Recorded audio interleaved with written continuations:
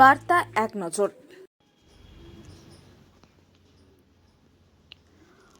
পশ্চিমবঙ্গে ধর্ষণ আর বর্ষণ ছাড়া কিছুই নেই, আবার নতুন একটি ধর্ষণ কাণ্ড। শিক্ষাঙ্গনে গণধর্ষণের বিচার চায়। সাউথ ক্যালকাটা ল কলেজের পড়ুয়া ছাত্রীকে গণধর্ষণের সাথে জড়িতদের দৃষ্টান্তমূলক শাস্তির দাবিতে কোচবিহার শহর জুড়ে এআইডিএসও বিক্ষোভ। নিরাপত্তা নেই। আমরা যে আগামী দিনে যে কলেজ ইউনিভার্সিটিতে পড়তে যাব, আইন নিয়ে পড়তে যাব, সেখানে নানা ধরনের র্যাগিং হয়। আজকে আমাদের দিদি মেয়েদের কোনো রকম নিরাপত্তা নেই। ফলে আজকে যদি আমরা ছাত্রদের প্রতিবাদ, আগামী দিনে যে আরও আমাদের কোচবিহারে ঘটবে না তার কি কোনো কিন্তু গ্যারান্টি নেই।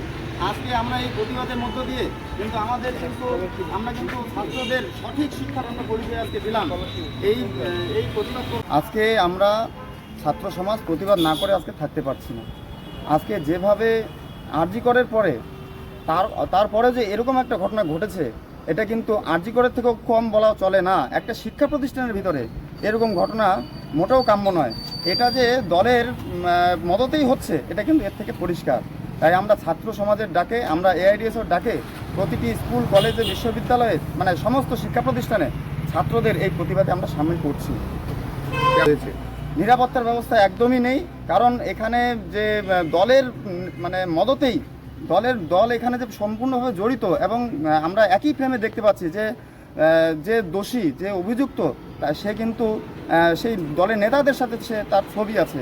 আর এইটা কিন্তু পরিষ্কার যে দলের সম্পূর্ণ মদত রয়েছে। এটা কিন্তু আজও কিন্তু মেয়েদের কোনো নিরাপত্তা একদমই নেই। আজকে রাজ্য সরকার এবং তার যে পুলিশ সম্পূর্ণভাবে এই অভিযুক্তদের আড়াল করবার চেষ্টা করছে। এটা কিন্তু রাজ্যের প্রত্যেকটা প্রত্যন্তে, প্রত্যেকটা ইনস্টিটিউশন, কলেজে, বিশ্ববিদ্যালয়, সব জায়গায় কিন্তু এটা রয়েছে। আমাদের কোচবিহারও কম নয়। কোচবিহারও এর আগে আমাদের ইউনিভার্সিটিকে ঘটনাকে ভিত্তি করে আমাদের কোচবিহার কলেজে যে আমাদের যে সংগঠনের যে কর্মী, তাকে কিন্তু ইউনিভার্সিটি থেকে ডেকে নিয়ে কোচবিহার কলেজের ইউনিয়ন রুমে